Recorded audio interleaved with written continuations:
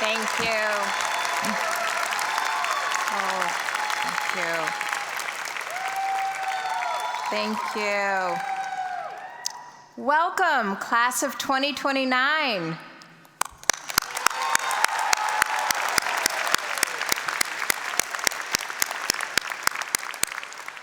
I am so delighted to see you and so delighted to welcome you. Today, you officially become members of Boston University.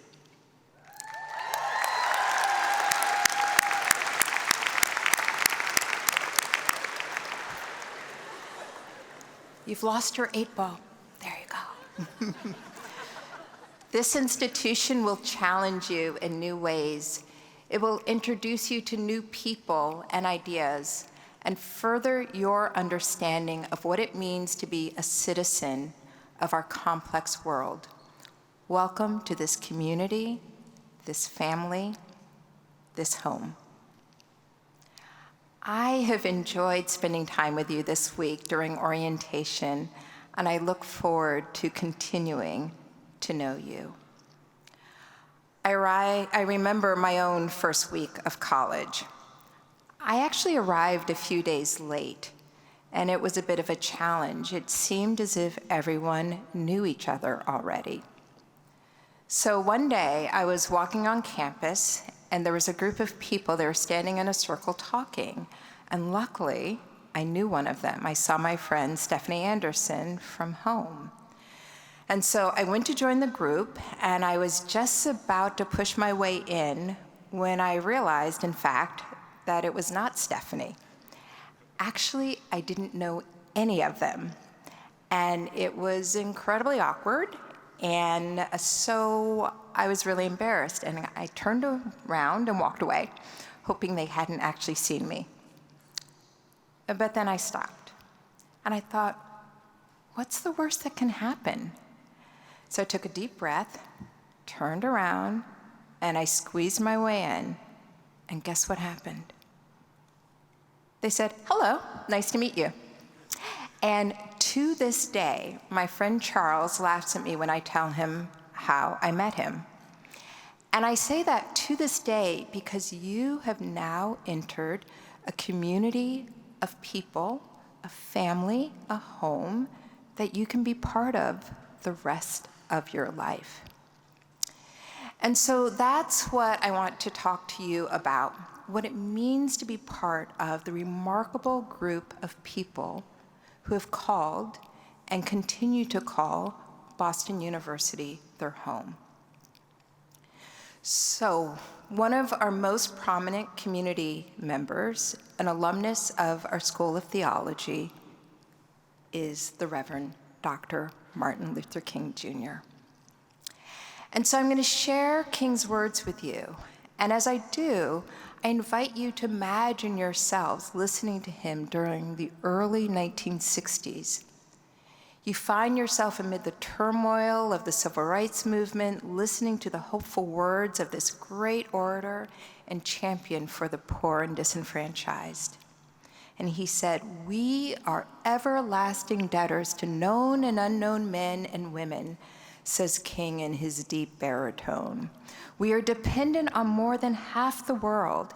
And he goes on to describe the global origins of many of the foods we eat, the items we use, concluding, "Before we leave for our jobs, we are beholden to more than half the world." Okay, so now come back to the moment where we are, 2025 Agganis Arena, and look around you. And at first, you just see a bunch of scarlet t-shirts. But if you look a little closer, you'll see so much more than that. In front of you is a rich, unique, diverse community of hundreds, thousands of people who bring with them their own ideas and experiences, and you will get to know them. So when I said I was going to quote Dr. King, you probably thought I was going to say, something from his I Have a Dream speech or his letters from a Birmingham jail. And I admit the words that I shared just now with you are not necessarily from one of King's more famous sermons or letters. But I chose these words because they speak to who we are as a community. Now, King lived before the advent of cell phones, the internet, globalization, yet he is telling us to think of the people here and from around the world who contribute to the life you lead. We live interdependent lives. We are beholden. So let me tell you a bit about who you are. You are more than 3,400 members of the class of 2029, and you were admitted from a pool of nearly 77,000 applicants. Yeah, that's who you are.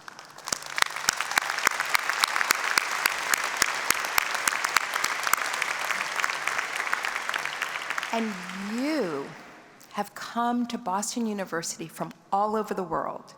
The class of 2029 represents 47 states and 86 countries worldwide. And to our international students, we are excited to have you here and glad you've made it despite the challenges you've faced.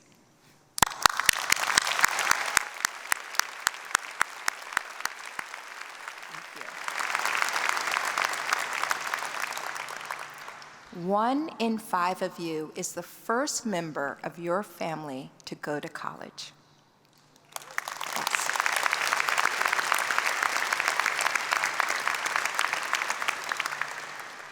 And we have students who have transferred to this institution, and many of you have served in our military. To all of you, know that we have supports, resources, and wonderful people here to help you navigate your journey. I am so honored that you have chosen us.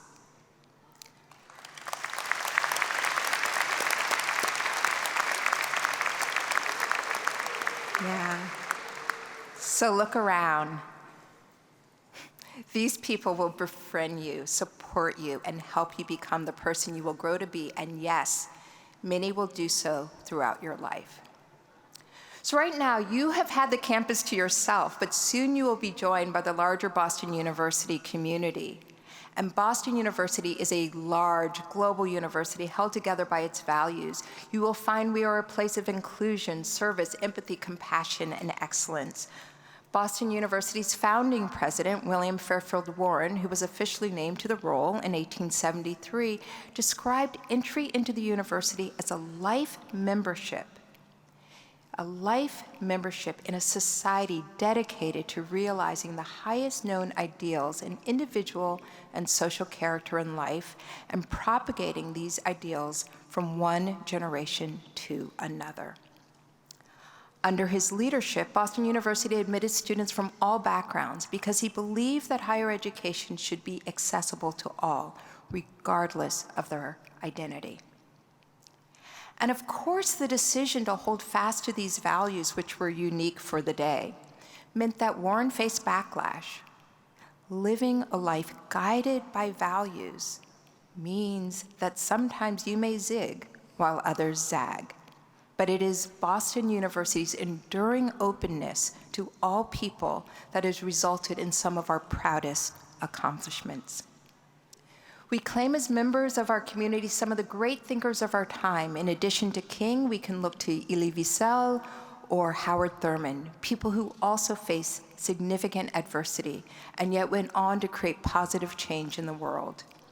And this commitment to openness means that we have a commitment to and value each of you.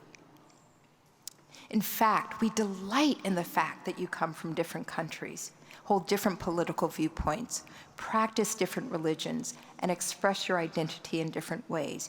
You are now part of this community, and we are better for your presence.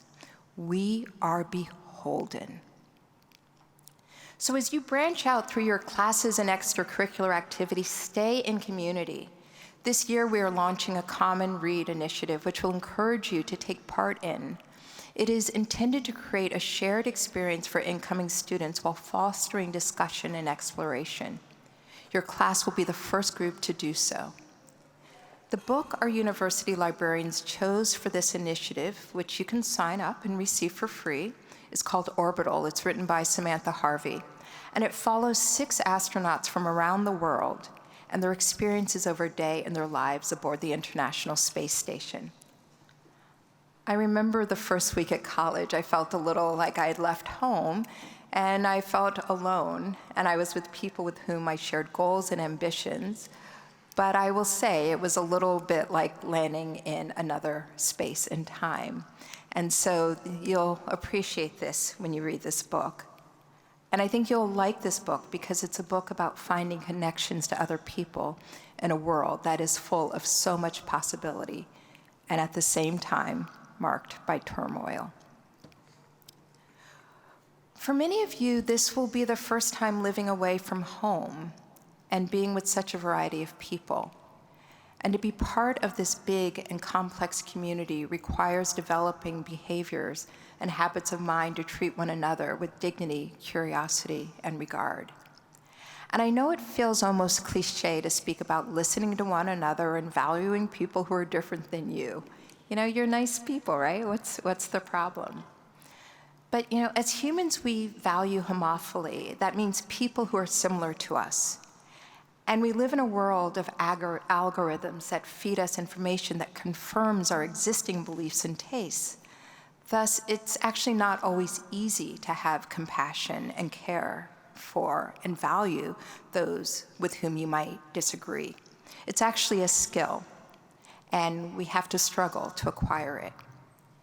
And so I looked to Howard Thurman, who was a mentor of so many people in the civil rights movement, King included.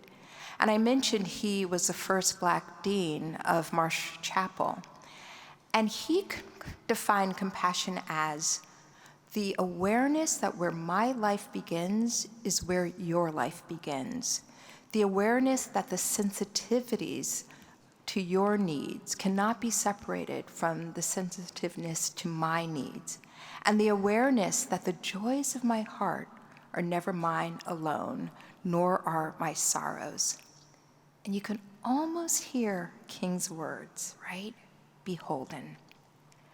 And so I love reading and quoting Thurman because so many of his insights were developed as he walked this campus and participated in the life of this campus. And Thurman had such a profound effect on Boston University that his friend, the dean of Sargent College, George McKechnie, founded the Howard Thurman Center for Common Ground after Thurman's death. And this center is a place where students can spend their time alone or with one another and discuss, debate, or argue any topic.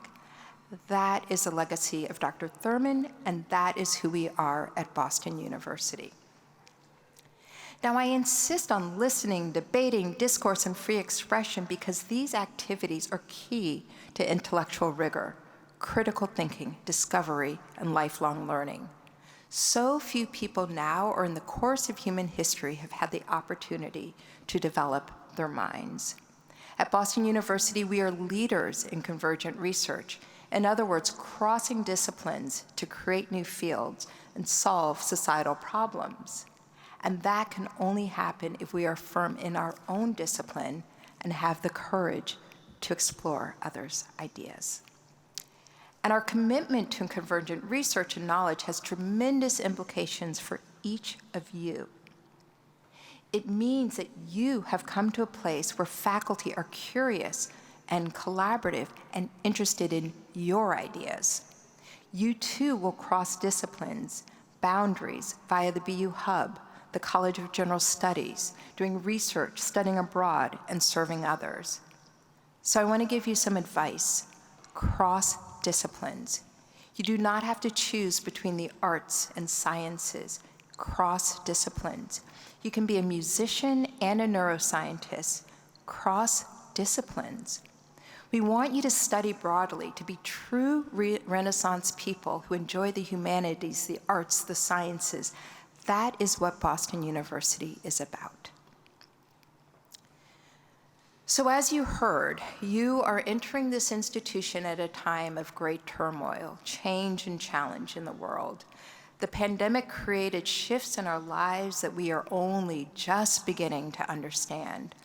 Artificial intelligence is reshaping industries, communities, the environment, and the way we understand and interact with the world.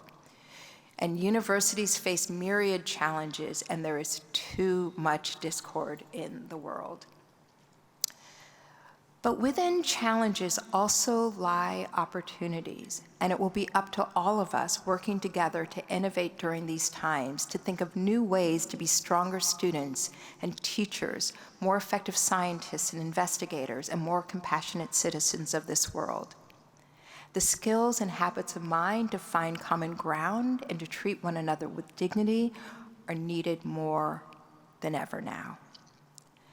So I will advise you to also develop your mind by crossing boundaries.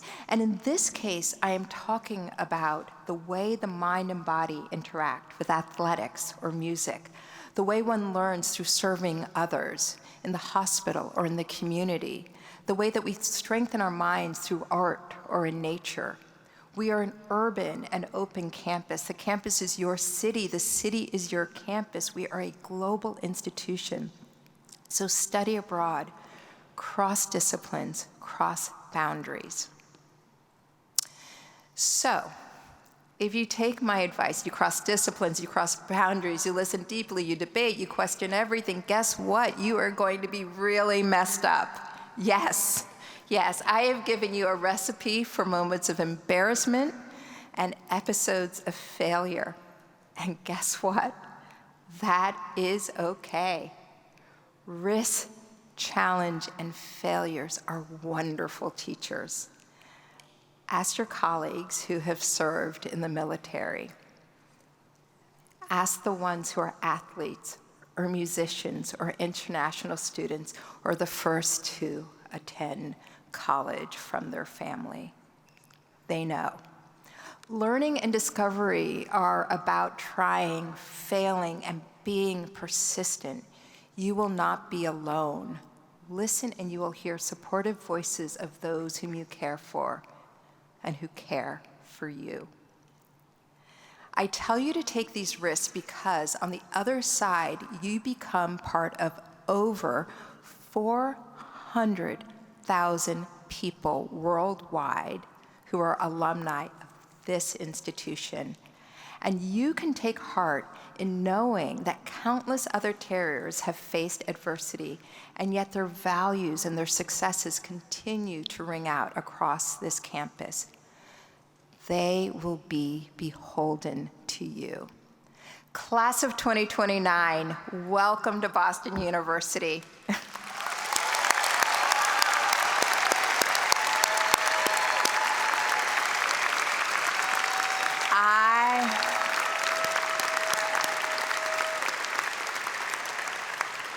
I am so excited for you.